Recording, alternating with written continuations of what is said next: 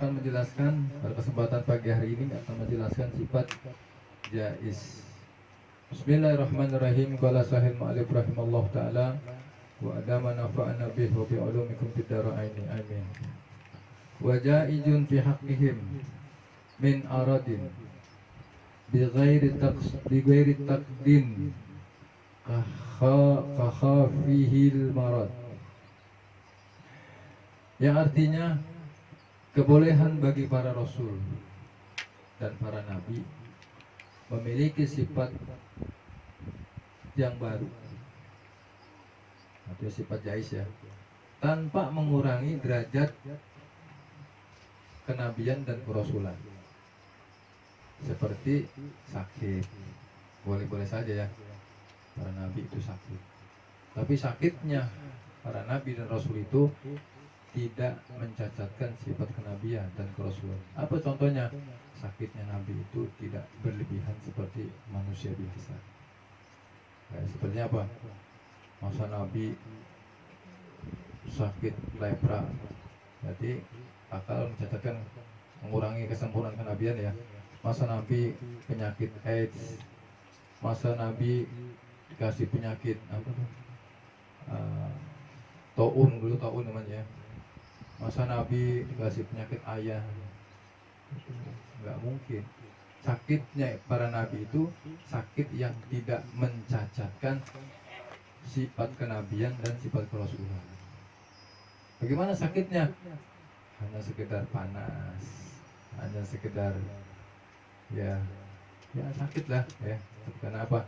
Karena rodul basyariyah, karena mereka itu juga basyariyah, manusia seperti kita, begini sakit ya, menunjukkan sifatnya. Lalu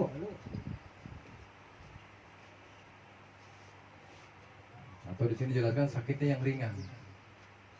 Di dalam syarahnya dijelaskan bagi para nabi dan rasul boleh saja memiliki sifat-sifat yang baru. Yang baru itu yang datangnya gitu ya. Bagaimana sih baru tuh kayak seperti ada kalanya lapar. Lapar itu baru nggak? Baru. Kali ini nggak lapar, sekarang lapar, itu menjadi baru. Nah, laparnya nabi itu, para nabi dan rasul nggak seperti laparnya kita. Ya, biasanya kalau orang lapar itu berarti makannya nggak seperti kita. Apa aja dihabak ya.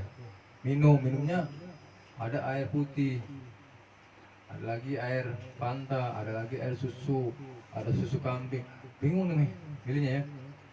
Dia hanya sebatas datangnya si haus, ya dia minum, dan minumnya yang apa yang dihadapin bro.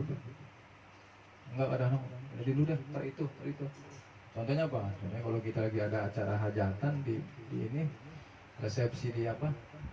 Di gedung mumpung ya, padahal udah habis makan sama enak. Itu ada tuh apa? Ikan itu kakap, ada lagi tukang tongkol, wah ada yang anak itu udang crispy, habis semua saat itu. Amplopnya cuma berapa ya? 20.000 ya. Iya, makanya sampai semua itu dimakan semua. Ya, nah para nabi dan rasul itu sifat yang barunya itu sejais, boleh saja para nabi itu kedatangan haus, tidak lagi pada dirinya hausnya dia minum sebatas saja minum. Kedatangan itu apa lapar ya, datang sakit baru nggak? Sakit baru, kenapa? Kadang kan sehat datangnya sakitnya nggak mencacatkan sifat kenabian.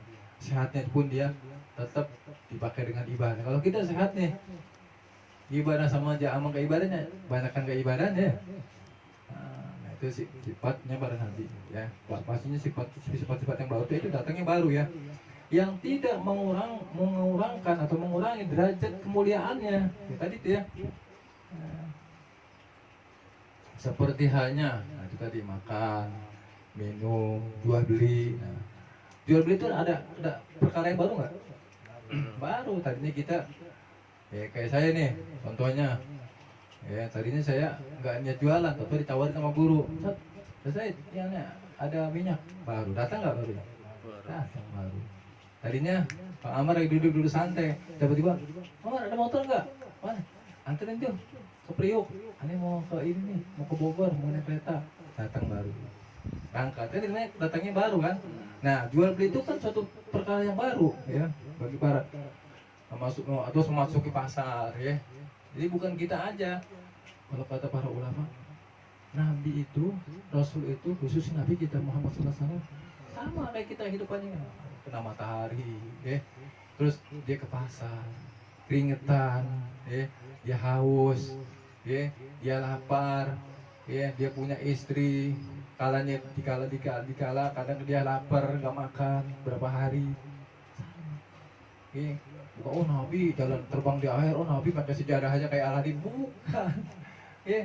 Tetap pun yang jalan di tanah, ya, tidur, beralaskan tikar, sama kayak kita tikar. Kalau sekarang ada permadani ya, nah, seperti ya. Jadi ke pasar, masuk ke pasar, menikah, ya, meninggal atau mati, hidup, ya, merasakan senang dan sengsara, sama, ya. Saya lagi ziarah umroh itu, lihat ya Allah, sekarang mah enak di sekitar Madinah itu isinya kan bukit-bukit ya. Saya rasakan, saya berenung lah sih ya. Sekarang mah mending diceritakan ada apa tuh museum itu di situ kotak-kotak nih rumahnya Nabi, rumah Siti Aisyah, rumahnya Sayyidina Abu Bakar, rumahnya Sayyidina Umar, rumahnya Sayyidina Ali itu letak. Nah dulu kan posisinya kan pasir, sekarang udah marmer semua ya, udah bagus. Dulu mah posisinya kelihatan ya Allah kayak apa. Dari Nabi Muhammad itu tinggalnya itu, rumah beliau itu di tengah-tengah, seperti kayak Ka'bah tengah-tengah. Nah di kiri kanan depan belakang itu rumah para sahabat yang suatu saat mereka itu mendatangi Nabi dari penjuru selatan, dari penjuru utara, dari penjuru barat, dari penjuru timur, ya itu pada datang. Bahkan saya sempat dulu bekas rumahnya Sayyidina Abu Bakar jadi masjid, tapi masjid itu pun sekarang udah nggak boleh dipakai. Karena apa? Karena berdekatan dengan Masjid Nabawi. Jadi kalau sholat mungkin kayak seperti musola, ya. Terus di dekat masjid apa? Di dekat situ, dekat masjidnya rumah Sayyidina Abu Bakar ada kecil, ada tempat dulu Nabi Muhammad itu pernah diminta di tempat itu untuk turun hujan. Jadi ke masjid namanya Masjid Awan. Masjid Awan, Nabi Muhammad angkat tangan di situ Masjid Awan. Dan sekarang sama orang pemerintah Saudi ditutup, dilarang katanya. Takut jadi berdiri kan. Orang Indonesia kalau lihat tempat keramat, tempat barokah buru-buru ditutup di situ. Ya. Dan sebagaimana ya mungkin dulunya pasir, padang pasir kiri kanan tuh ya Allah subhanallah. Artinya juga mereka para Nabi dan Rasul merasakan senang dan kesengsaraan, merasakan sengsara dan merasakan kesenangan, sehat, sakit, ya sakit ringan ya, yang tidak menyebabkan orang lain menjauhi. Jadi nggak ada para Nabi dan Rasul, khususnya Nabi Muhammad SAW sakit itu orang jauh, nggak ada. Jangan deketin dia tuh, ya.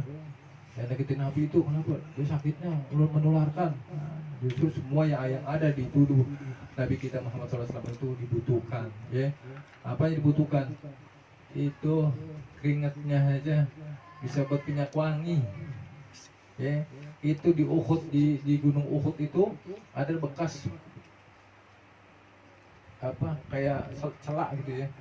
Itu bekas Nabi Muhammad itu lagi kena perang Uhud karena terkecoh umat Islam waktu itu ya, sempat ngumpulin harta, terkecoh diserang dibalik oleh kafir Quraisy. Akhirnya Nabi kita Muhammad SAW itu berdarah-darah. Nah, percikan darah yang ada di muka Nabi itu, ya bukan berarti Nabi Muhammad Nabi terus ya nggak berdarah lagi, bisa terbang ke Batman, bukan begitu. Tetap dia berdarah-darah Nabi Muhammad. Ya terus darahnya itu kena kepercikan kemana? Ke tembok sekitar bukit itu bukitnya sekarang wangi.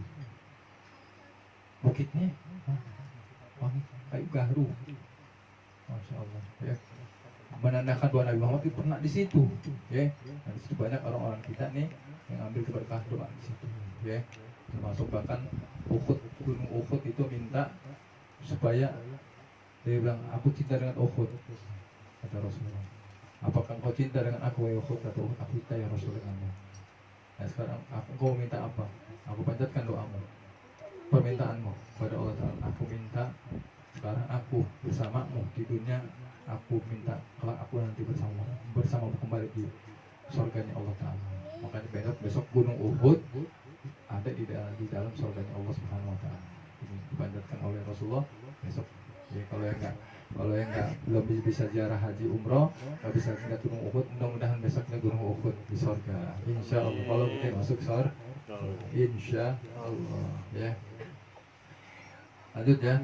Dan para nabi dan rasul, ya, nabi dan rasul itu pasti bebas dari sifat yang dapat menjatuhkan martabat mereka, seperti halnya sakit lepra, ya, kusta, buta, ya, seperti buta, bisu dan sebagainya. Adapun mengenai cerita bahwa Nabi Syuaib buta, hal itu tidak ada dasarnya.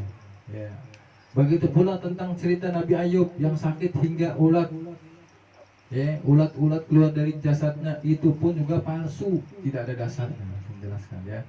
Nah, dalilnya bahwa para nabi dan rasul itu memiliki sifat jaiz boleh-boleh saja, perkara yang baru yang menetap pada diri nabi dan rasul. Allah Ta'ala berfirman dalam Al-Quran, wa ma arsalna qablaka minal mursalina illa innahum yaquluna ta'am wa yamsuna fil aswaq. Yang artinya, kami tidak mengutus rasul-rasul sebelummu, melainkan mereka sungguh makan makanan, berjalan di pasar-pasar. Allah sudah menjelaskan ya.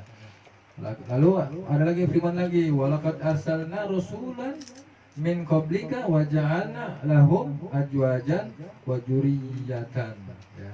Dan sesungguhnya kami telah mengutus, kami Allah ya, telah mengutus beberapa rasul sebelum kamu, dan kami berikan kepada mereka istri-istri dan keturunan. Ya. Di dalam ayat yang lain, wa ayyuba idnada wa rabbuhu inni masaniyad durru wa anta arhamur rahimin.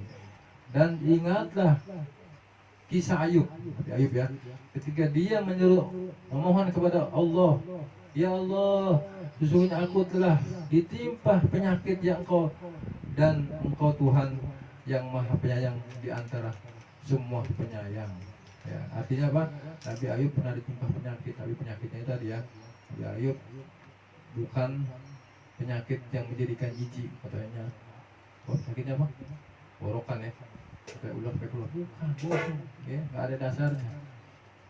Betul penyakit itu apa boleh katakan koreng, cuman koreng yang tidak mencatatkan dirinya seorang rasul ya. Nanti itu jijik, masa ada orang jijik sama Nabi, bagaimana ya. Nah, di ayat yang berikutnya lagi Allah Ta'ala berfirman, wa ma Muhammadun illa rasul qad khalat min qablihi rasul fa in mata au qutilan qalabtum ala aqabikum wa man yanqalib ala aqibih wala yadurrullaha syai'an. Artinya Muhammad itu tidak lain hanyalah seorang rasul. Sungguh telah berlalu sebelumnya beberapa seorang rasul, apakah jika dia wafat atau dibunuh, kamu berbalik ke belakang atau murtad? Barang siapa berbalik ke belakang, maka dia tidak dapat mendatangkan mudarat kepada Allah sedikit pun. Jadi gini ya. Jadi andai kata ada nabi yang dibunuh, ya, nabi yang dibunuh, ya, jangan kita berbalik. Artinya, oh nabi kita udah dibunuh, udah terbunuh dalam peperangan. Udah kalau gitu kita udah nggak usah ikutin nanti deh. Cukup, nggak bisa. Nah, kita yakin ya sudah beriman walaupun nabi kita terbunuh, ya seperti Nabi Yahya yang terbunuh tuh. Ya, nah, sekali lagi inilah sifat jaiz bagi para rasul. Cukup dipahami ya. Jadi para rasul itu mempunyai sifat jaiz, artinya perkara yang baru, sifat yang baru yang menetap pada diri rasul seperti yang dijelaskan di kitab ini ya, mengenai dia sakit, dia makan, minum, ya, berjalan ke pasar dan setelah menikah, punya keturunan dan seterusnya, itu tidak menjadikan cacat untuk diri para rasul. Ya, pahami dan insya Allah ya. Mudah-mudahan ini kita sampai kepada pembahasan terakhir di dalam pembahasan sifatnya para nabi dan rasul, dari mulai pembahasan sifat yang wajib ya 4, dan juga kebalikannya sudah dijelaskan, dosa sudah sangat paham, dan sekarang kita sampai kepada sifat jaiz, boleh saja bagi para rasul ya, boleh saja ya, yang menetap perkara yang baru bagi para rasul. Ini saya jelaskan, dan insya Allah kesempatan yang berikutnya kita akan menjelaskan tentang